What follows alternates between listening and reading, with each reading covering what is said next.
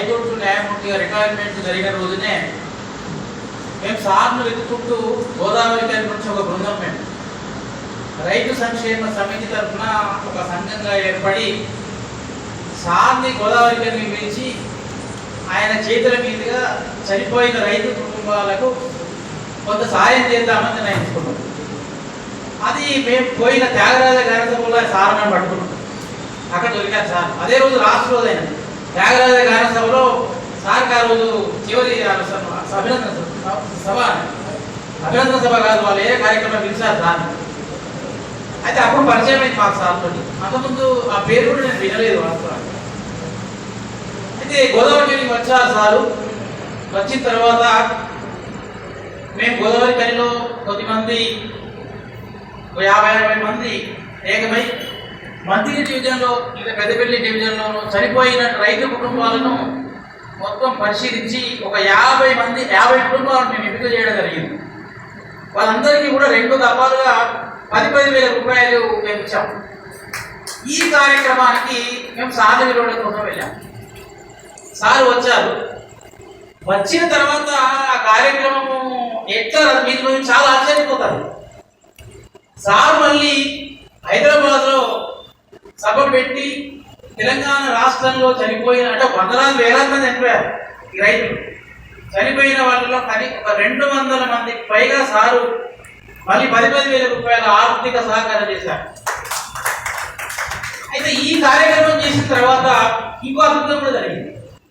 Sir ఒకరోజు సుందరయ్య విజ్ఞాన కేంద్రంలో నిరాదీక్ష చేశారు. సార్ రైతుల కోసం మేలు చేయాలి, రైతుల కోసం ప్రభుత్వాలు పనిచేస్తలేమని నిరాదీక్ష చేయడం జరిగింది. ఒక రోజు చేస్తే మేము ఆ సభకు వెళ్ళినాం. ఆ రోజు కేసీఆర్ ప్రభుత్వం దాదాపు 200 మంది పోలీసులను సార్ కార్యక్రమం మొదలు నిఘా పెట్టారు. ఈ కార్యక్రమం తర్వాత మరి ఏం జరిగిందో నాకు తెలియదు, కానీ ఈరోజు మీకు తెలిసిన అప్పటి నుంచి ఇప్పటి వరకు ప్రతి సంవత్సరము రాష్ట్ర ప్రభుత్వము చనిపోయిన రైతుల కోసము బీమాను ఎల్ఐసి కడుతున్నది. అది ఎంతంటే 1,200 కోట్లు ఉండే సంవత్సరానికి 1,500 కోట్ల రూపాయల బీమా కడుతున్నది ఇది తెలంగాణ ప్రభుత్వం. ఇప్పటి వరకు కొన్ని వేల మంది రైతులు చనిపోయినటువంటి వాళ్ళకి ఇప్పుడు కూడా 5 లక్షల రూపాయలు వస్తున్నది. ఇదంతా ఎక్కడ బీజం పడ్డది అంటే గోదావరి జిల్లాలో బీజం పడితే చంద్రకుమార్ సార్ చేసినటువంటి ఈ రైతుల దీక్ష, తర్వాత వారు ఇచ్చినటువంటి ఇవన్నీ కూడా పరిహారం ఇవన్నీ కూడా ఇకపై కేసీఆర్ ప్రభుత్వం ఒక నిర్ణయం. ఎందుకంటే ఇది ఎక్కడ కూడా లేదు దేశంలో. రైతు బీమా అనేటువంటిది ఎక్కడ లేదు, కేవలం మన తెలంగాణలో మాత్రమే ఉంది. ఆ తెలంగాణలో ఉన్నదే కాదు. వాస్తవానికి మేము చంద్రకుమార్ సార్ మేమందరం కలిసి అక్కడ గోలివాడ రైతుల కోసము, గోదావరి అంటే ఎల్లపల్లి ప్రాజెక్టు, కాళేశ్వరం ప్రాజెక్టు భూ నివాసాల కోసము మేము పనిచేసాం. చాలాసార్లు పోయినాం. అక్కడికి పోయినాం, గోలివాడ వెళ్ళి ముప్పట్ల వెళ్ళినాం, చాలా చోట్ల వెళ్ళి మాట్లాడినాం. ఈ మాట్లాడుతున్నటువంటి క్రమంలో బహుశా చంద్రకుమార్ సార్ తెలంగాణ ప్రజల పార్టీ పెట్టారు. ఈ పార్టీ మా ప్రభుత్వాన్ని ముప్పొస్తుంది అనుకున్నారో కేసీఆర్ ఏమనుకున్నాడు, ఆ కార్యక్రమాన్ని మేమే చేయాలనుకున్నాడు. ఆయన ఈ రోజు చనిపోయినటువంటి వాళ్ళకి ఏ రకంగా రైతు అనుకోని వల్ల 5 లక్షల బీమా వస్తున్నది.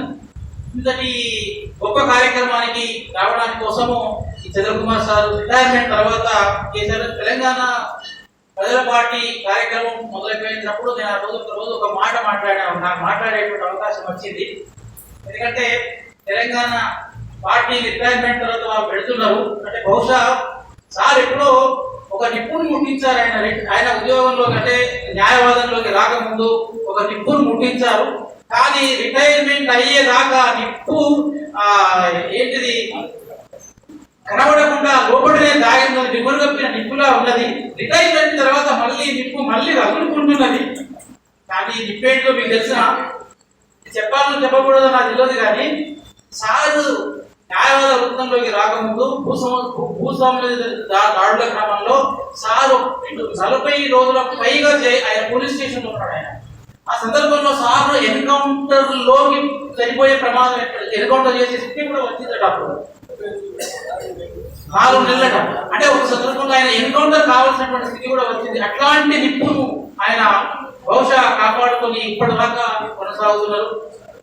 యొక్క కృషి మనం ఎందుకంటే దాదాపు 7వ సంవత్సరం అవార్డు ఇవ్వడము, 7 సంవత్సరాల దాకా ఇచ్చి తీసుకున్నటువంటి వాళ్ళు జయశంకర్ సార్కి సరిపోయేటువంటి వాళ్ళే వీళ్ళందరూ కూడా. భవిష్యత్తులో మరి ఈ చంద్రకుమార్ సార్ ఇప్పుడు వచ్చిన అన్ని రకాలుగా పూర్తి అర్హమైనటువంటి వ్యక్తి మా చంద్రకుమార్ సార్. బహుశా మరి భవిష్యత్తులో ఇచ్చే అవార్డు ఇట్లాంటి అర్హమైన వాళ్ళు దొరుకుతుందో పేరు నాకు తెలియదు, అనుమానం మాత్రం ఉంది. కానీ ఖచ్చితంగా వెతుకుతే దొరుకుతారు అనుకుంటున్నా, కానీ చాలా కష్టమే. కాబట్టి చంద్రకుమార్ సార్ ఈ సందర్భంగా ఇచ్చినటువంటి అవార్డు పూర్తి న్యాయ సంబంధమని మనం అందరం ఆహ్వానించాల్సిన పరిణామమే ఇది. ఎందుకంటే మంచి దిశగా సార్ కోరుకున్నటువంటి ఆశయాలు అది ఎక్కువ తీసుకెళ్తుందని కోరుకుంటూ నాకు ఈ అవకాశం ఇచ్చినందుకు ధన్యవాదాలు.